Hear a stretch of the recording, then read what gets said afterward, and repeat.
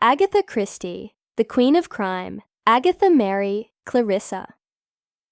Christie, born on September 15, 1890, in Torquay, Devon, England, would grow to become the most widely published author of all time, after the Bible and Shakespeare. Her prodigious output, distinctive style, and enduring characters cemented her legacy as the unrivaled Queen of Crime. From the genteel drawing rooms of English villages to exotic settings like Egypt and Mesopotamia, Christie transported millions of readers into a world of intrigue, misdirection, and murder, all with the comforting promise that justice would, in the end, prevail. Early life, a solitary childhood, and a love of books, Agatha Christie was the youngest of 3 children born to Frederick Alva Miller, an American stockbroker, and Clara Boehmer Miller, an English woman. Her childhood was idyllic but unusual. Unlike many children of her era, Agatha did not attend formal school until her teens. Her mother believed children should not learn to read until the age of 8, but Agatha, defying this belief, taught herself by the age of 5. Growing up in a large house called Ashfield in Torquay, Agatha spent much of her time in imaginative play. She created stories with her dolls and developed a lifelong love of mystery and fantasy. Her father's death in 1901, when she was only 11, marked a profound change in her life, plunging the family into financial instability. Despite these hardships, Agatha received a rich, if unconventional, education. She studied music and singing in Paris, briefly considered a career as a concert pianist or opera singer, but her shyness and stage fright prevented this. More importantly, it was during this period she began to write short stories and poems, laying the groundwork for her literary future. Marriage and the Great War, rise to fame, the golden age of detective fiction. Christie's early work coincided with the golden age of detective fiction, a period in the 1920s and 1930s marked by intricate plots and fair play rules that allowed readers to solve the mystery alongside the detective. Alongside contemporaries like Dorothy L. Sayers and G.K. Chesterton, Christie became a leading voice in the genre.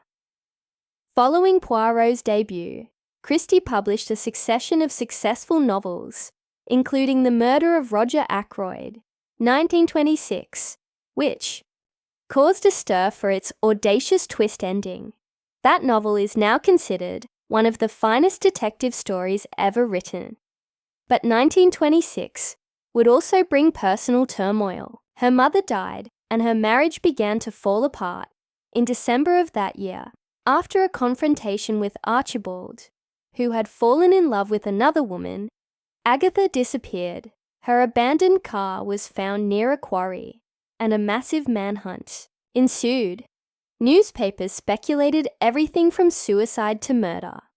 11 days later, she was discovered at a hotel in Harrogate, registered under the name of her husband's mistress. She claimed amnesia, and to this day, the incident remains one of the great mysteries of her life. Some believe it was a genuine fugue state brought on by stress and depression, while others speculate it may have been a calculated disappearance.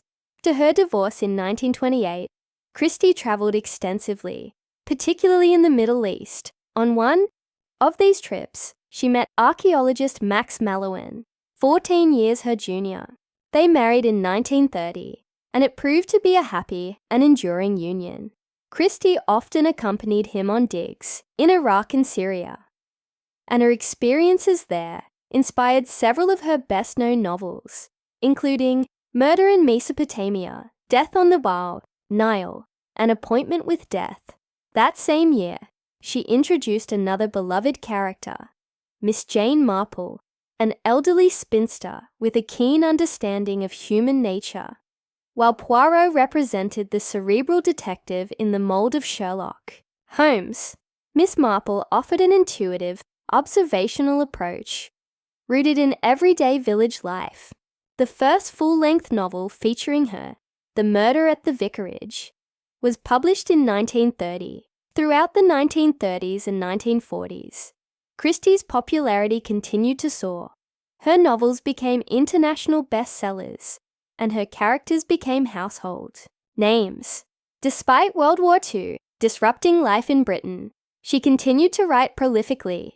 She even created 2 novels, Curtain and Sleeping Murder, which were intended to serve as the final cases for Poirot and Marple, respectively. She locked them away for posthumous publication. Literary legacy and theatrical triumph beyond novels. Christie found tremendous success as a playwright. Her most famous play, The Mousetrap, debuted in 1952 and became the longest-running play in history, with performances continuing in London for over 70 years. In 1934, she joined the Detection Club, a prestigious society of mystery writers. In 1950, she was appointed Commander of the Order of the British Empire, CBE, and in 1971, she was promoted to Dame Commander, an honor reflecting her immense contribution to literature. Her writing style, while often criticized for being formulaic or relying too heavily on stock characters, was marked by an unparalleled knack for plotting. Christie understood her readers intimately and knew how to lead them astray with red herrings, only to stun them with a perfectly logical yet wholly unexpected twist. Over her career, Christie wrote 66 detective novels, 14 short story collections, and more than a dozen plays.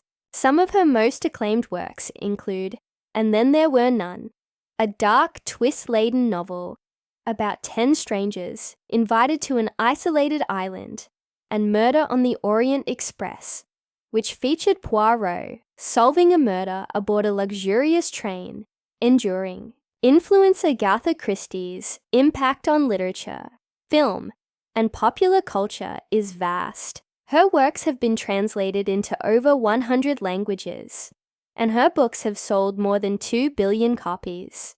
Her characters, particularly Hercule Poirot and Miss Marple, have been portrayed by numerous actors across stage and screen, including David Suchet, Albert Finney, Joan Hickson, and Margaret Rutherford.